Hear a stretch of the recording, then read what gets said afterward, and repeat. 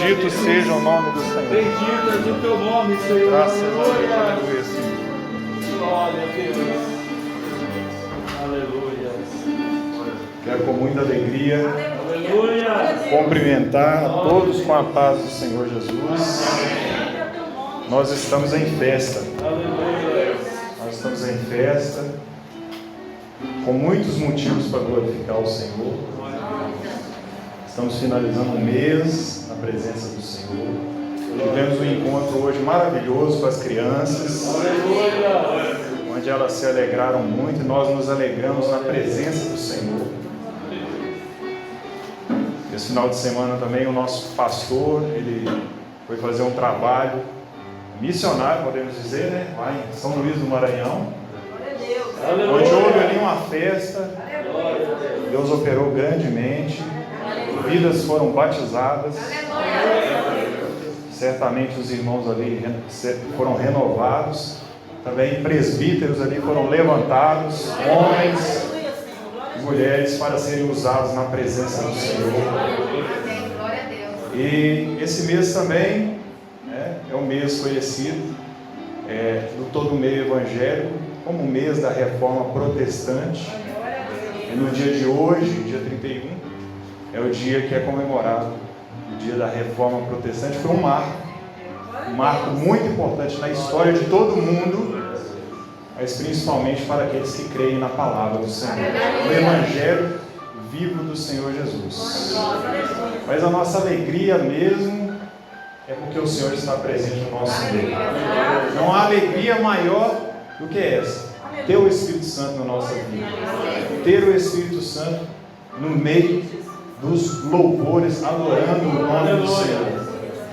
Eu quero convidar aqueles que puderem a nós abrirmos a palavra do Senhor no livro de Atos dos Apóstolos, capítulo 1, versículo Atos dos Apóstolos, capítulo 9. Atos 9. Leremos alguns versículos aqui da palavra para a nossa meditação. Do versículo 1 até o versículo 8. Atos 9, versículo 1. A palavra do Senhor nos registra da seguinte maneira: E Saulo, expirando ainda ameaças e mortes contra os discípulos do Senhor, dirigiu-se ao sumo sacerdote e pediu-lhe cartas para Damasco, para as sinagogas, a fim de que, se encontrasse algum daquela seita, quer homens, quer mulheres, os conduzisse preso a Jerusalém. E indo no caminho, aconteceu que, chegando perto de Damasco, subitamente o cercou um resplendor de luz no céu. E caindo em terra, ouviu uma voz que lhe dizia: Saulo, Saulo, por que me persegues? E ele disse: Quem és, Senhor? E disse o Senhor: Eu sou Jesus, a quem tu persegues. Duro é para ti recalcitrar contra os agrilhões. Os irmãos leem, vamos ler todos juntos o versículo 6 até o 8. E ele, tremendo e atônito, disse: Senhor, que queres que eu faça? E disse o Senhor: Levanta-te e entra na cidade, e lá te será dito o que te convém fazer.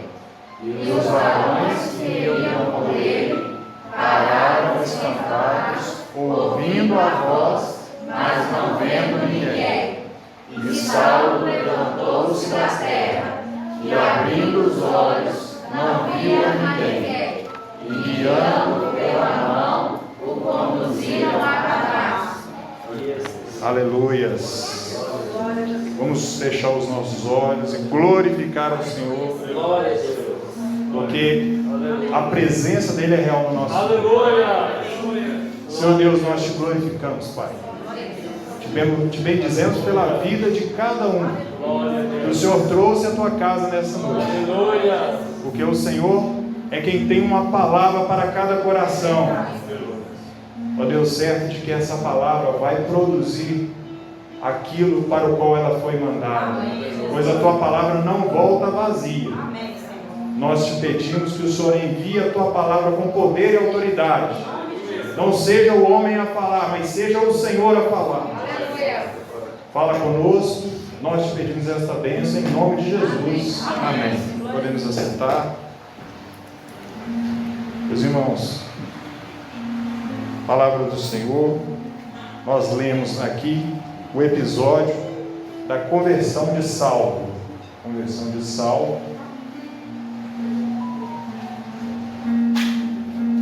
E nós temos algumas informações, poucas na verdade, sobre esse homem, antes da sua conversão.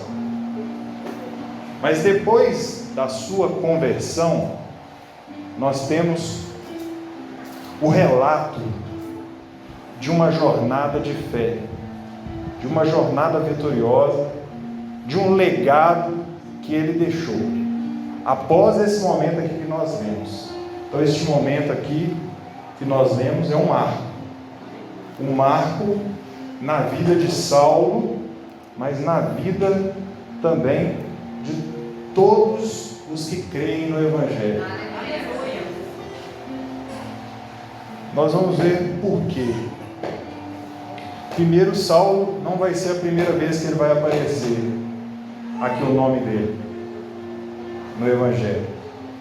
Lá no capítulo de Atos dos Apóstolos, capítulo 7, versículo 58, não precisa projetar, mas ali há um fato que acontece. Ele participa de um apedrejamento de um cristão chamado Estevão, que, cheio do Espírito Santo, de poder e autoridade, defende ali a sua fé em Cristo e é apedrejado e morto. E como era o costume da época, quando havia um apedrejamento,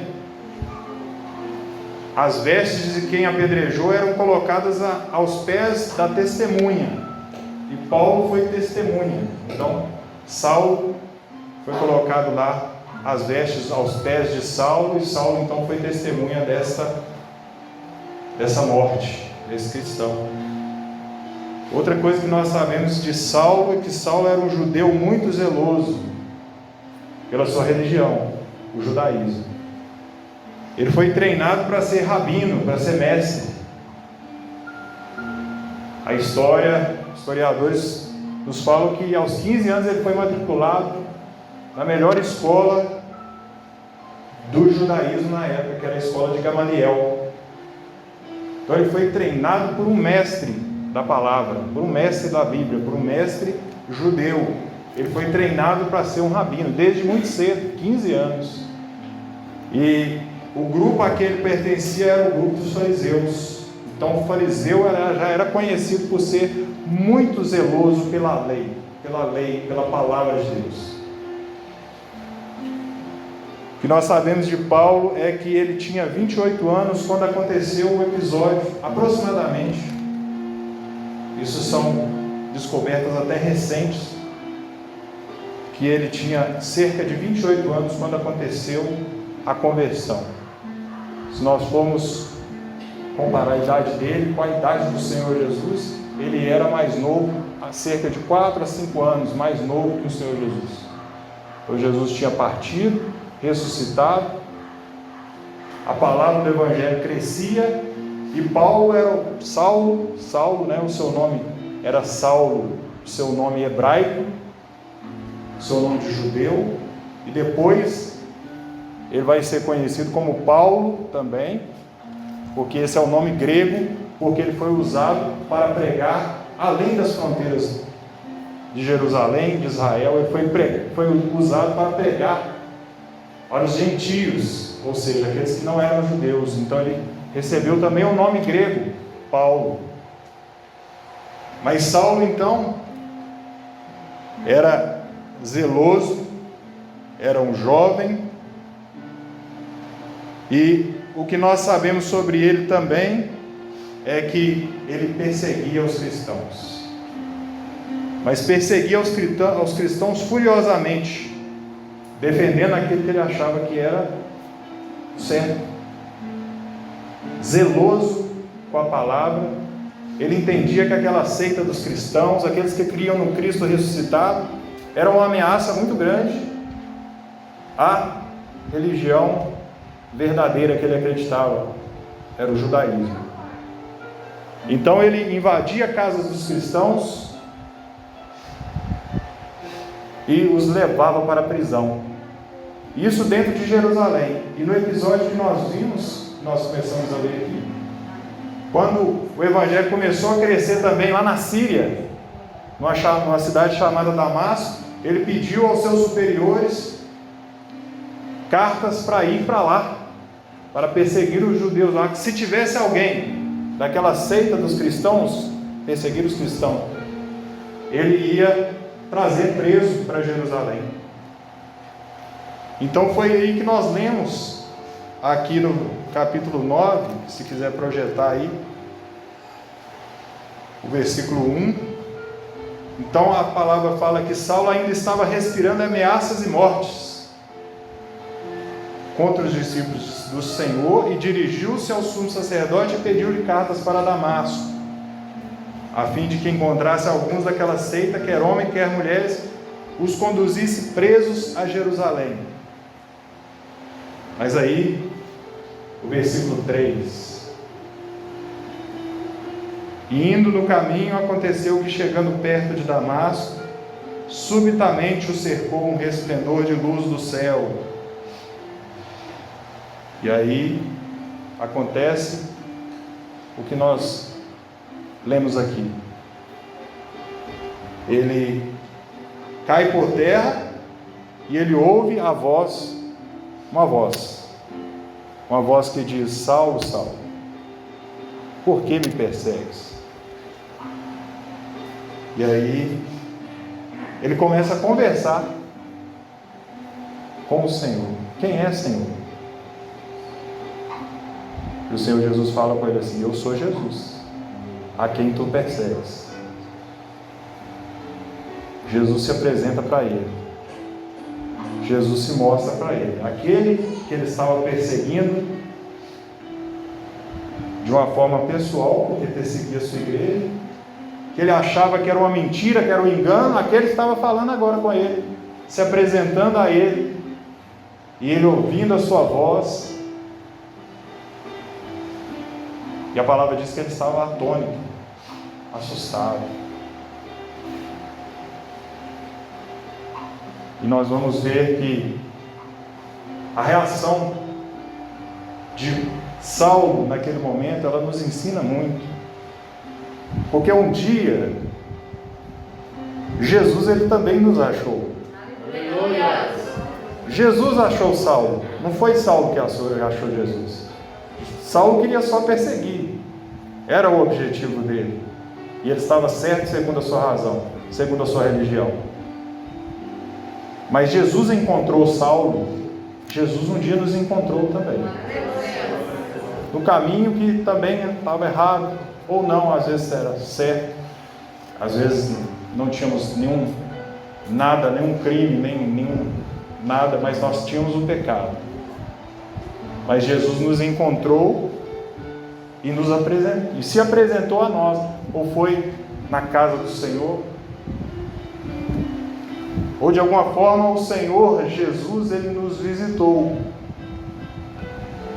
E muitos de nós estamos num momento de necessidade,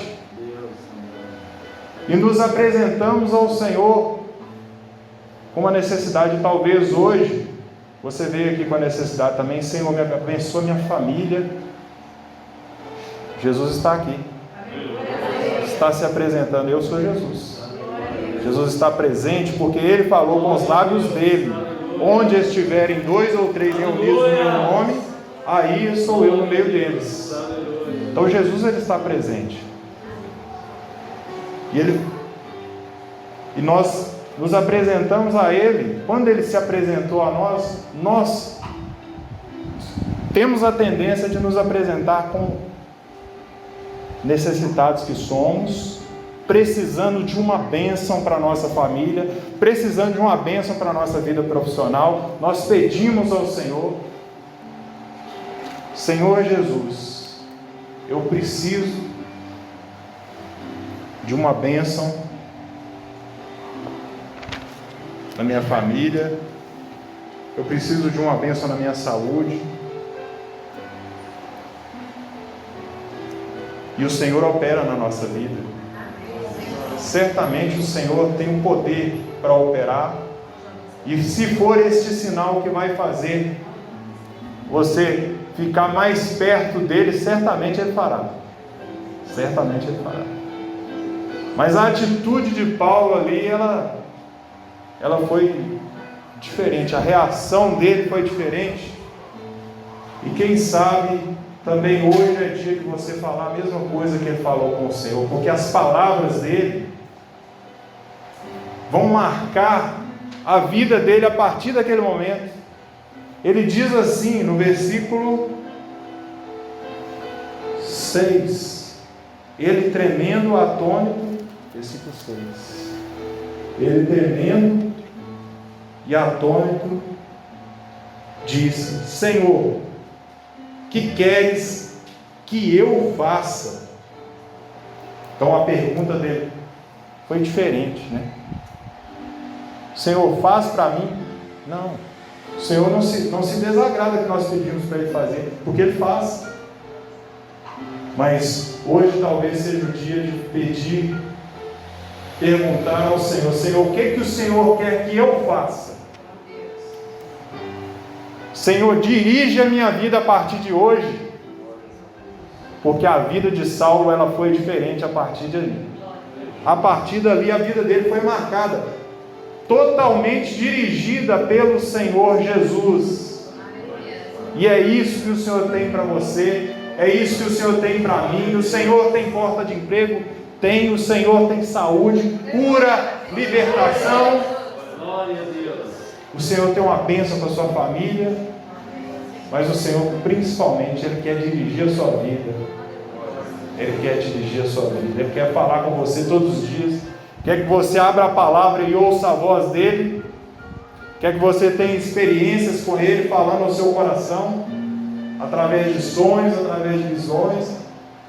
O Senhor quer dirigir a sua vida, assim como dirigiu a vida de Saulo a partir daquele momento. Então Saulo aqui, ele tem que ser levado agora. Não enxergava, ficou cego naquele momento. Não enxergava, era como se escamas estivessem no seu olho. Então, os homens que estavam ali, eles só ouviram a voz, não viram ninguém, e ficaram super assustados, e foram conduzindo ele para dentro da cidade de Damasco. Mas o Senhor Jesus já tinha falado: entra para Damasco e ali te falarei o que te convém fazer. E ali então Saulo, ele foi levado, foi guiado, e Deus usou aquele homem grandemente na presença dele. Deus marcou a vida dele. E foi essa atitude dele, essas palavras que ele teve a atitude de falar a partir dali: Senhor, dirige a minha vida. A partir daquele momento, Deus, Ele não desperdiçou nenhuma característica de Paulo, de Paulo. Deus não desperdiçou nenhuma característica de Saulo. Deus usou a formação dele, que ele estava formando para rabino. Deus usou o treinamento que ele recebeu com Gamaliel. Deus usou sua instrução. Deus usou os seus defeitos, as suas fraquezas, até as suas fraquezas Deus usou. Porque um dia Paulo pediu ao Senhor: Senhor, tira essa fraqueza de mim. E o Senhor Jesus falou com ele assim: a minha graça te basta, o meu poder se aperfeiçoa na fraqueza. O Senhor usou até as fraquezas, até os defeitos dele. Assim também o Senhor faz conosco, assim o Senhor também faz com a sua vida. Deus não desperdiça uma só característica sua, porque foi o Senhor que te criou, o Senhor que te chamou para você vir e ser usado na presença dele. E Saulo, ele foi então usado grandemente. E a prova disso está aqui, no Novo Testamento. As cartas que ele escreveu, sendo apóstolo de Cristo, que marcaram a igreja, que marcaram a vida de servos durante o decorrer da igreja. E aí nós vamos até chegar no período da Reforma, 1500 anos depois da vida de Paulo aqui. Paulo parte, 1500 anos depois, nós vamos chegar na data que nós estamos comemorando, né? Hoje, o dia da Reforma Protestante. E foi por causa das palavras que Paulo, inspirado pelo Espírito Santo, ele escreveu, que estão lá na carta aos Romanos, que é uma carta de Paulo, carta aos Romanos. Se os irmãos quiserem abrir, está no capítulo 1, versículo 16 e 17, que é a carta que nós estudamos durante esse mês de outubro. Nós estudamos, vamos continuar estudando. E aí, no período da Reforma, um homem chamado Martinho Lutero, muito zeloso, muito religioso na sua religião também,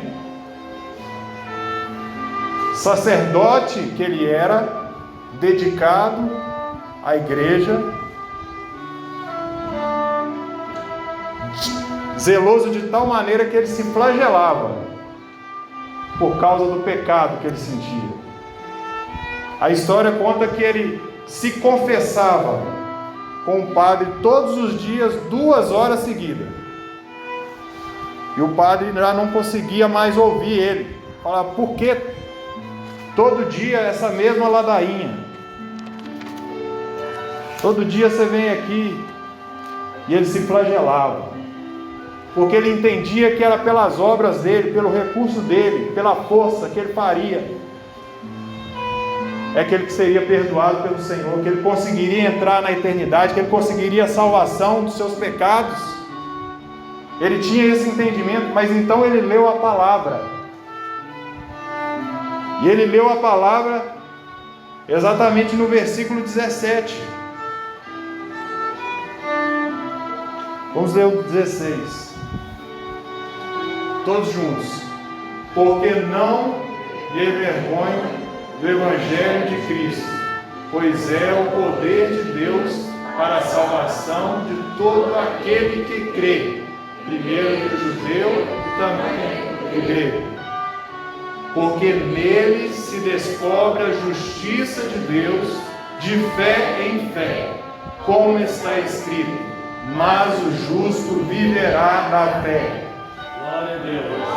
Aleluia. Na época de Lutero, a palavra estava escondida nos mosteiros, escondida pela igreja cristã daquela época. Só os sacerdotes tinham acesso, porque ela estava escrita em latim. Mas aí Lutero entendeu essa palavra que nós lemos aqui. Ele entendeu o verdadeiro evangelho. Ele se castigava crendo que pela lei ou pelas suas obras é que ele iria alcançar. Mas então ele entendeu que é pela fé em Jesus, pela fé no sacrifício de Jesus. E no versículo 17, porque nele, no Evangelho, nele se descobre a justiça de Deus de fé em fé, como está escrito: o justo viverá pela fé. Só tem uma maneira de ser justo, só tem uma maneira de ser justificado. Não é pelas nossas obras, não é pelos nossos méritos. A única forma de receber a justiça de Deus é por Jesus, é sendo justificado pela fé no sacrifício do Senhor Jesus. E aí, somente com esse entendimento, então, que ele entendeu, olha só, Paulo falando da sua experiência, o homem que foi perseguidor, o homem que testemunhou a morte de cristãos, o homem que apedrejava, levava cativo cristãos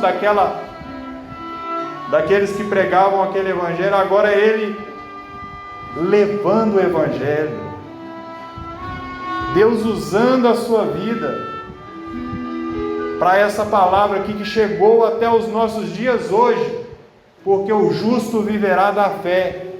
E hoje é um dia até que a gente pode usar esse versículo, né? Alguns até postam, muitos de nós, eu mesmo postei lá no meu status: o justo viverá da fé. Parece que é até uma arrogância você falar assim: ah, mas então quem olha pensa assim, então esse aí se acha justo. Ele é justo, ele está falando que ele está vivendo pela fé, ele é justo. Mas nós não somos justos. Existe um que é justo, Jesus, e ele nos justificou. Nós somos justificados por ele, por causa do sacrifício dele. Porque se fosse pela lei, nós estaríamos mortos, continuaríamos mortos em nossos delitos e pecados, como diz a palavra. Mas Jesus, ele se entregou por nós. E é por isso que nós estamos aqui nesse dia festivo, nesse dia alegre, para glorificar o nome do Senhor, para glorificar o nome do Senhor. Um dia esse servo aqui, o Lutero, depois de entender isso, no dia 31 de outubro, ele afixou lá na porta da igreja onde ele era sacerdote ali, ele pregou as 95 teses baseados na palavra do Senhor que nós lemos aqui em Romanos. Mas a base dessas teses é muito simples. São 5 que estão conhecidos como as 5 solas. Vou pedir para projetar aqui para nós encerrarmos glorificando o Senhor.